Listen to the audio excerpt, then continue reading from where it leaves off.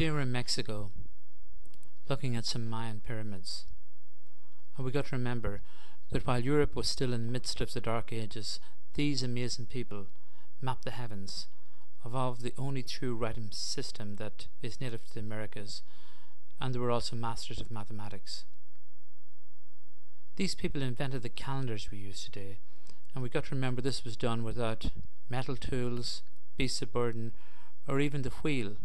And with the almost sort of bare implements, they were able to construct vast cities across a huge jungle landscape with an amazing degree of architectural perfection and variety.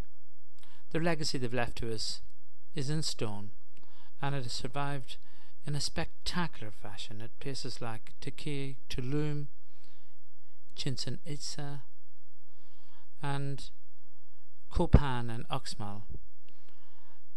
And they're probably best known for the classical civilizations of Mesoamerica.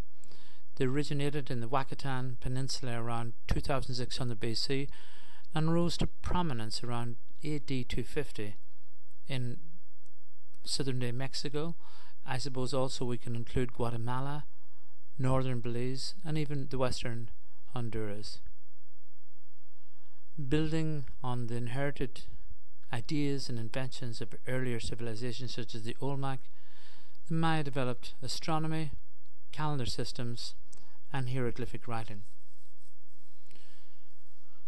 The Mayans were noted for their elaborate and highly decorated ceremonial architecture, including temple pyramids, palaces, and observatories, and all these things were built without metal tools.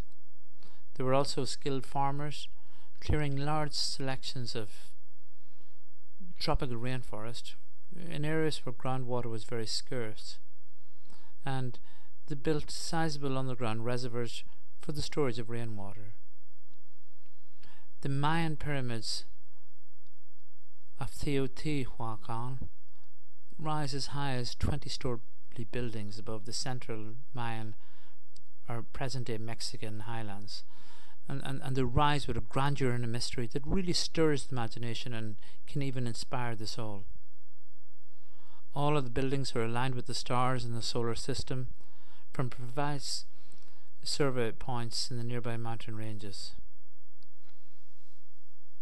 Little is known by traditional researchers about the pyramids of Teotihuacan that we're looking at today.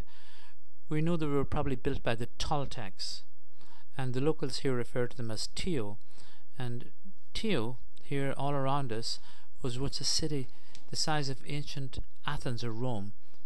It thrived as the primary centre of learning and culture in the whole of America for over 1,000 years before it was abandoned, probably about 1,500 years ago.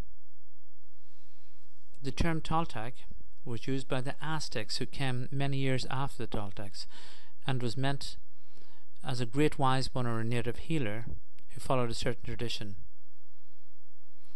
I feel myself it wasn't necessarily a specific ethnic group, and there is evidence certainly that Toltec society was a relatively harmonious blend of several of America's earliest cultures.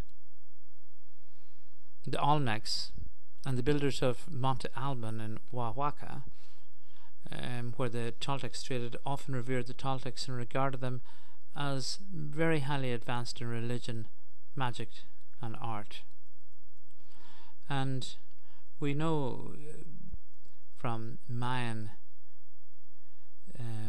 pyramids in other parts of Mexico that often successively larger pyramids were built on top of each other, and these served as important ceremonial places for the Aztecs.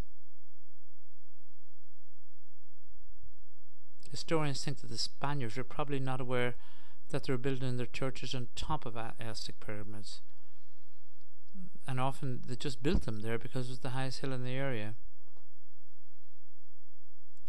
However, it is common both in Mexico and in other cultures where belief systems have warred to see buildings associated with one culture constructed on top of the rubble of buildings from another culture. And certainly many feel that this is what has happened in Mexico as well.